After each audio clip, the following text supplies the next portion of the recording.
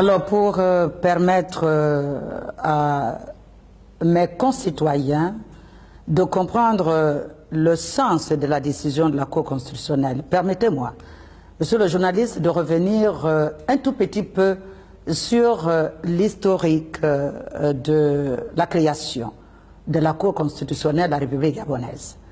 Il vous souviendra que c'est à la suite de la tenue au Gabon, en mars-avril 1990, de la conférence nationale, que la commission spéciale de révision de la Constitution actuellement en vigueur avait été mise en place.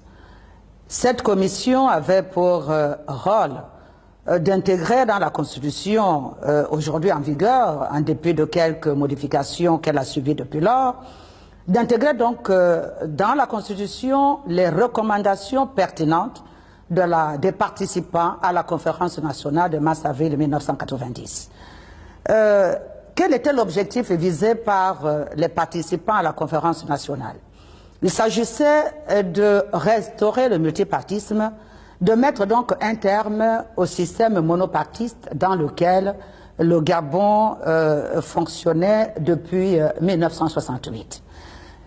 Les objectifs visés par les participants à la conférence nationale, c'était de créer une instance qui devait servir de contrepoids à toutes les institutions dans l'esprit de Montesquieu, donc être un contrepoids en veillant à ce que chaque institution intervienne dans son domaine de compétences et en donnant à celle-ci, c'est-à-dire à la Cour constitutionnelle, la possibilité d'intervenir en tant que garant de la Constitution, garante de la Constitution, d'intervenir dans pratiquement tous les domaines de compétences des autres institutions.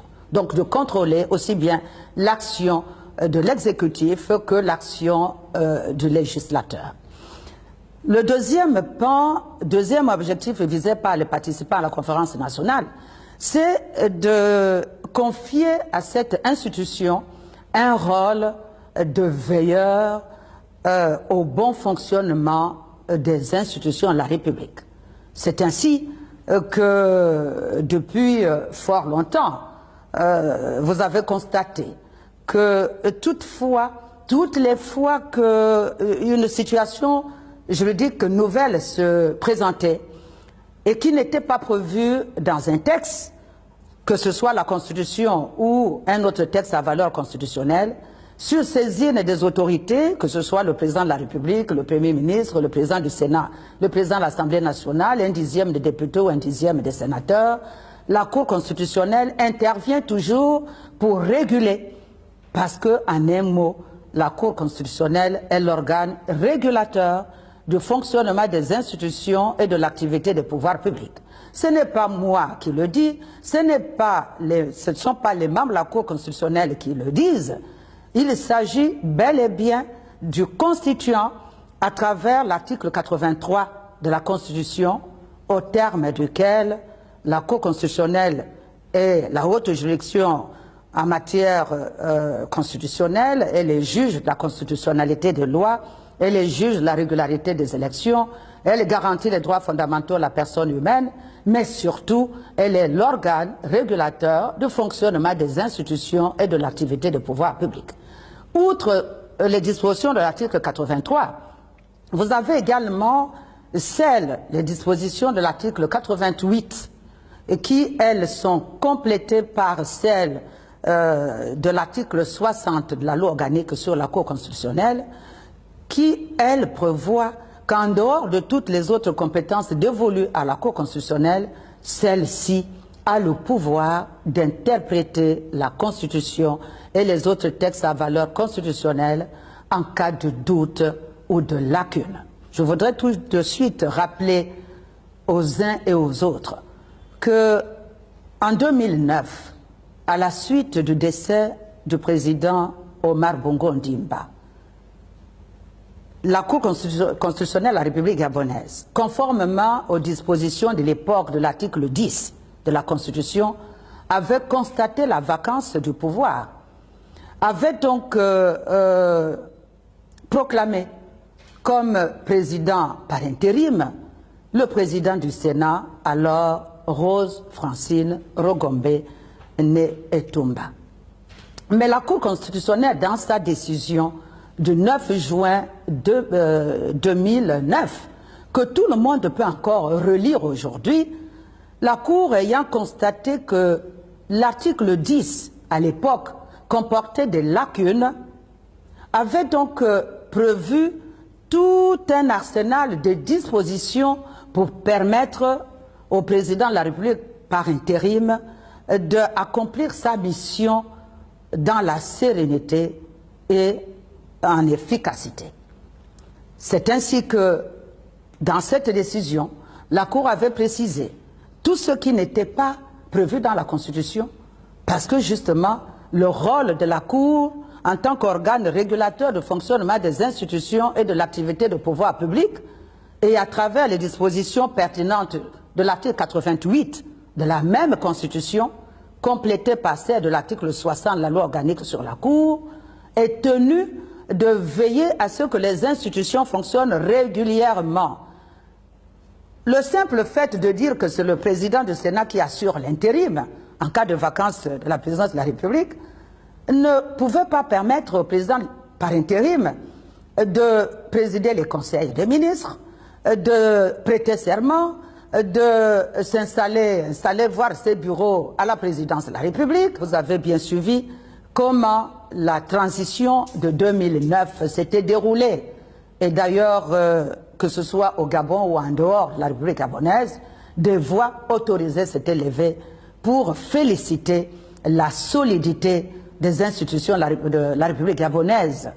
Mais justement, c'est parce que la Cour constitutionnelle de la République gabonaise avait judicieusement, à travers cette mission qui lui est confiée par le constituant, complété ces dispositions qui ont permis donc à notre République de fonctionner régulièrement pendant la transition. Comme vous le constatez, le constituant pose le principe, mais toutes les fois pour assurer la continuité de la République, prévoit des exceptions et ramène toujours pratiquement cette mission entre les mains de la Cour constitutionnelle parce qu'elle est l'organe régulateur de fonctionnement des institutions et de l'activité des pouvoirs publics. J'en viens maintenant à la situation de la saisine du Premier ministre il y a quelques jours. Effectivement, le Premier ministre nous a saisis pour nous demander à la Cour, conformément à l'article 88 de la Constitution et 60 de la loi organique sur la Cour constitutionnelle, de donner une lecture permettant à la République de devoir tenir un conseil des ministres au cas où il y aurait justement des points urgents à régler pendant l'indisponibilité temporaire du président de la République en exercice. C'est ce que la Cour constitutionnelle a fait en application de ces dispositions de l'article 83 de la Constitution qui fait d'elle l'organe régulateur du fonctionnement des institutions et de l'activité de pouvoir public, et de l'article 88 de la même Constitution et 60 de la loi organique sur la Cour constitutionnelle. La Cour, après avoir constaté que nous n'étions pas dans le cadre des dispositions de l'article 13 aujourd'hui de la Constitution, qui prévoit qu'en cas de vacance de la présidence de la République ou en cas d'empêchement définitif de son titulaire, le président du Sénat assure l'intérim, et en cas d'empêchement de celui-ci, le premier vice-président du Sénat, nous n'étions pas dans ce cadre-là. Il fallait que la Cour constitutionnelle, pour éviter une interruption ou des difficultés dans le fonctionnement de la République, puisse trouver une solution jurisprudentielle provisoire, comme elle a toujours fait en plusieurs autres occasions, parce que je peux vous citer une dizaine d'exemples par le passé. C'est ainsi que la Cour, ayant constaté que le cas d'indisponibilité temporaire du président de la République n'était pas prévu dans la Constitution, celle-ci a cru devoir, pour solutionner cette situation provisoire qui se présente devant nous, devant les autorités gabonaises et le peuple gabonais, trouver cette solution provisoire permettant au vice-président de la République, sur la base d'un ordre de jour bien déterminé par le gouvernement, de présider un conseil de ministres. Cela ne veut pas dire qu'il s'agit d'une autorisation permanente, comme j'ai lu à travers certains médias qui parlent que la Cour a confié au vice-président de la République la gestion des affaires courantes. Ce n'est pas ce que la Cour constitutionnelle a dit. Il s'agissait de permettre au vice-président de la République, sur habilitation expresse, cette fois-ci c'est celle de la Cour constitutionnelle, de présider un conseil de ministres portant sur un ordre de jour bien déterminé, lequel ordre de jour a été joint à la requête de M. le Premier ministre et comportait des points dont l'urgence était établie. Parce qu'il fallait adresser, par exemple, au Parlement actuellement en session, des projets de loi portant entre autres sur les emprunts. Il s'agissait de prendre un décret ou des décrets qui sont urgents actuellement pour régler des problèmes de notre pays. Donc, lorsque nous entendons dire ici et là que la Constitution n'a pas donné cette compétence à la Cour constitutionnelle, nous n'allons pas leur poser des questions. Nous voulons tout simplement leur dire que la Constitution de la République gabonaise attribue à chaque entité, je dis bien à chaque entité, un rôle bien défini. Aux institutions, chaque institution a un domaine de compétence. Et c'est la Cour constitutionnelle qui veille à chaque institution respecte son domaine de compétence.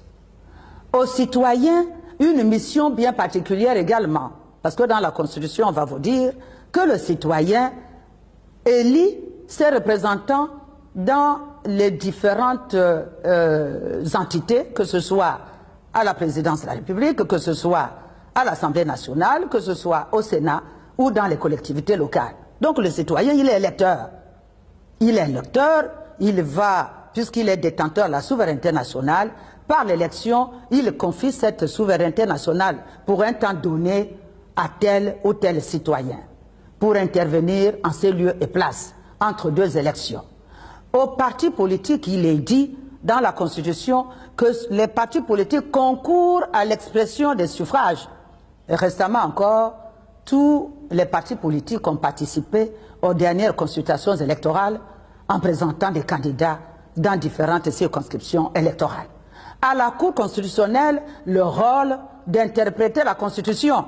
Donc la Constitution n'est pas interprétée par la rue, encore moins par telle ou telle institution. La seule institution à qui le Constituant a confié ce rôle d'interpréter la Constitution, de combler des lacunes entre deux révisions constitutionnelles ou deux modifications de la loi, c'est la Cour constitutionnelle. Ce qu'il faut retenir, l'essentiel, c'est que le Constituant, au moment d'élaborer la norme, c'est-à-dire au moment de soit d'adopter la Constitution ou de la modifier, le Constituant ne peut pas prévoir toutes les situations. Tout comme le législateur, au moment d'adopter la loi ou de modifier la loi, ne peut pas non plus imaginer toutes les situations auxquelles la République peut être confrontée à un moment ou à un autre. C'est la raison pour laquelle le Constituant lui-même, conscient de ce qu'il n'est pas permanent, et le législateur non plus n'est pas permanent, le Constituant n'étant pas divin, le législateur n'est pas divin non plus, le Constituant et le législateur ont prévu une disposition pour confier cette charge à un organe, la Cour constitutionnelle, en disant, pendant que je ne suis pas opérationnel, entre deux révisions de la Constitution, vous, juges constitutionnels, vous, cours constitutionnels, vous devez interpréter la norme fondamentale qui est la Constitution et les textes à valeur constitutionnelle pour trouver des solutions pour régler des problèmes que je n'aurais pas envisagés au moment de l'adoption de la norme. C'est ce que cela signifie. Et c'est ce rôle que la Cour joue depuis plusieurs années. Et je peux citer plusieurs exemples qui, à chaque fois, il a fallu que la Cour, sur la base de ces deux dispositions, qui sont, elles, constitutionnelles, trouve des solutions qui ont permis à notre pays d'éviter des situations de blocage. Tout à l'heure, je vous ai dit que le constituant attribue à chacun un rôle.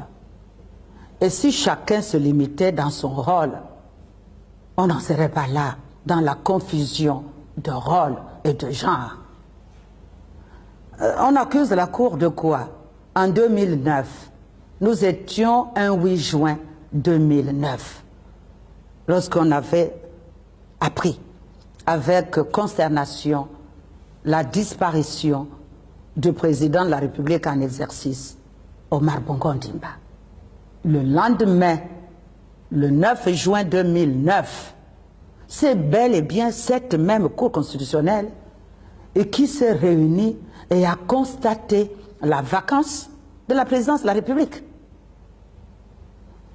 et qui a facilité, et ça, personne ne s'en souvient, ce qui est dommage au Gabon, ce que même ceux qui étaient deviennent subitement amnésiques.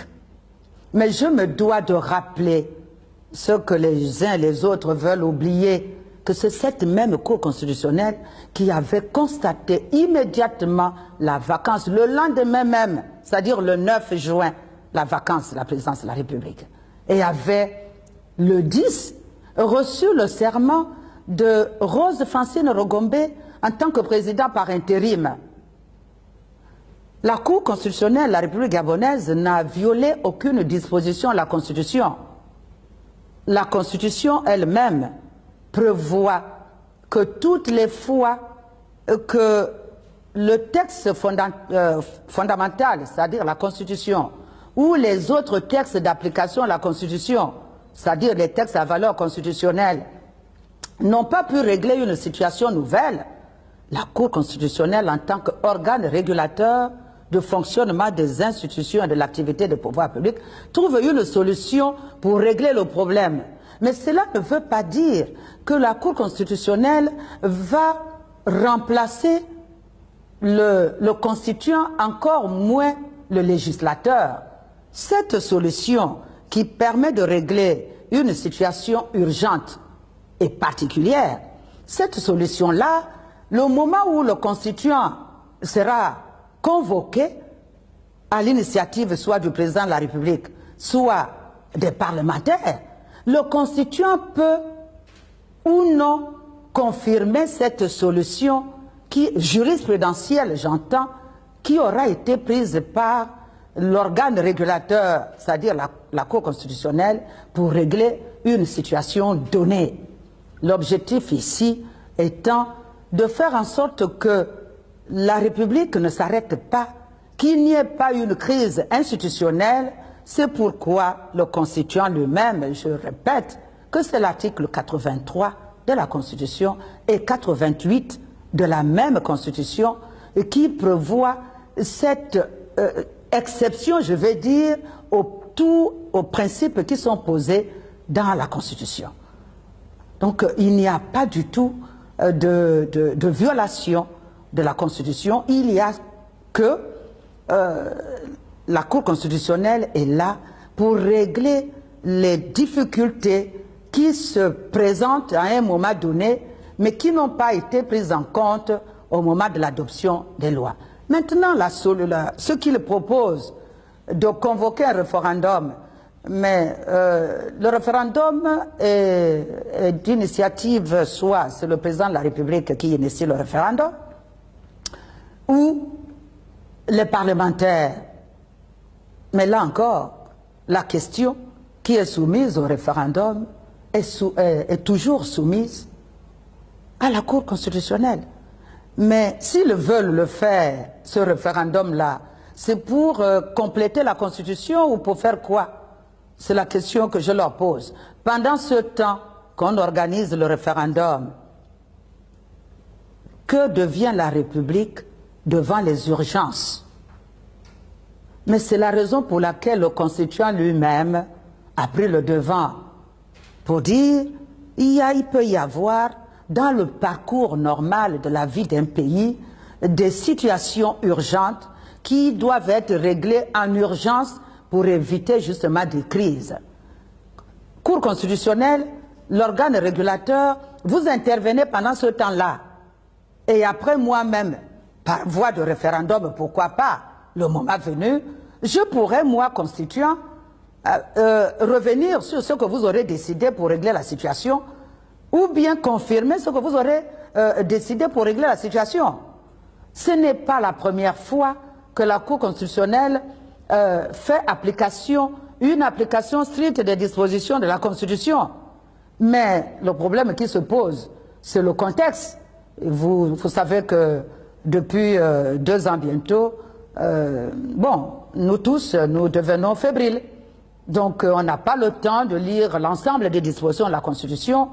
On se cantonne de ne prendre connaissance que d'un seul texte, d'un seul article, alors que la Constitution, si vous prenez le temps de lire la Constitution du début jusqu'à la fin, vous allez vous rendre compte que la Cour constitutionnelle est la seule institution qui est visée pratiquement dans tout le long du parcours de la loi fondamentale au niveau de toutes les institutions. Tout est ramené à l'organe régulateur.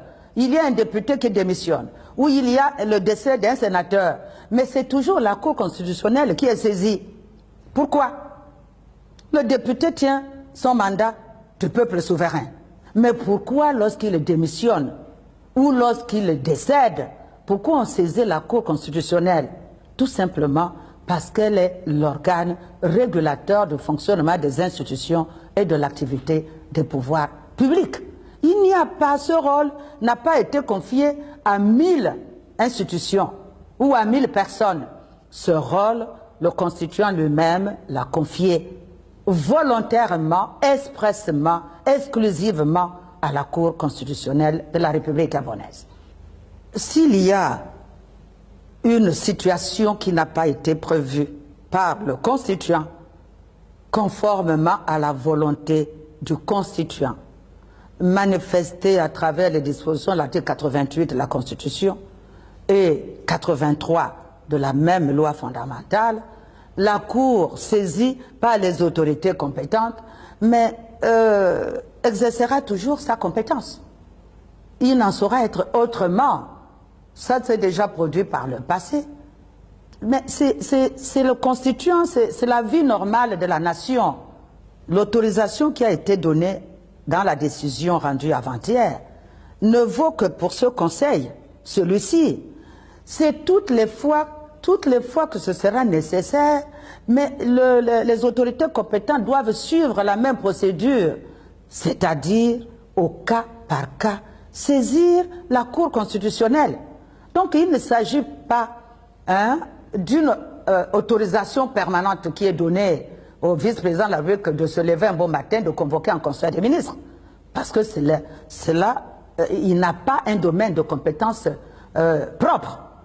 Donc, toutes les fois que nécessaire, les autorités compétentes, entre autres le Premier ministre, saisira en cas de nécessité la Cour constitutionnelle pour que celle-ci puisse se déterminer. Peut-être que ce sera le seul conseil des ministres que le vice-président va tenir. Parce que si dans quelques jours, le chef de l'État revient, le président de la République revient parmi nous, mais il ne pourra pas présider le conseil, un autre conseil des ministres. C'est ce que nous souhaitons tous. Ce qui m'étonne, c'est que vous étiez tous, ou du moins à travers vous, vos canaux médiatiques, le monde entier a suivi que la décision n'a pas été prise par Madame le Président de la Cour constitutionnelle. nous étions tous dans la salle d'audience, 18 juges dans la salle d'audience, 9 membres de la Cour et une dizaine de hauts magistrats qui portent le titre d'assistants. Donc la décision qui a été prise, c'est celle de la Cour constitutionnelle et non celle de Madame le Président de la Cour constitutionnelle. Qui n'est que président de la Cour constitutionnelle? C'est la première observation. La deuxième, c'est que la Cour constitutionnelle et non Madame le Président ne s'arroge pas les prérogatives du constituant, du législateur, encore moins de l'exécutif. Est-ce que c'est la Cour constitutionnelle qui est actuellement en train de présider le Conseil des ministres? Non. Est-ce que c'est la Cour constitutionnelle qui adoptera in fine les projets de loi qui seront adoptés au cours de ce Conseil des ministres? Non, ce sera le Parlement. Donc, comme vous le constatez, il n'y a aucune ingérence de la Cour constitutionnelle. Je dis bien de la Cour constitutionnelle et non de Madame le Président, parce qu'il faudrait là aussi faire comprendre à mes compatriotes que la décision de la Cour constitutionnelle n'est pas celle du président de la Cour constitutionnelle. La Cour constitutionnelle est un organe, est une juridiction collégiale. Nous sommes 9 membres de la Cour et ce jour, vous tous, vous étiez là et même ceux qui n'étaient pas dans la salle, à travers les médias, ont bien constaté que j'étais entouré de mes collègues membres de la Cour constitutionnelle et que le dossier, lorsque la Cour est saisie, il y a un rapporteur et un rapporteur adjoint, 2 juges qui sont donc désignés pour instruire le dossier. Ces 2 juges présentent le rapport en plénière dans la salle Rose Francine Rogombe et c'est après les débats où le président de la Cour ne fait que passer la parole à tous les membres et à tous les juges présents dans la salle que la Cour rend sa décision. Donc cette décision n'est pas celle de Madame le Président, c'est celle de la Cour constitutionnelle après une instruction conformément à la loi et après un débat, là aussi, conformément à la loi. Maintenant, quand on va prêter des intentions à Madame le Président, je crois que là, pour une fois encore, ceux-là qui le disent se trompent lourdement. Le président de la Cour est un haut magistrat de la République. Le président de la Cour, ou plutôt Madame François Marie-Madeleine, est un haut magistrat de la République. C'est un haut magistrat de carrière. Elle le demeurera.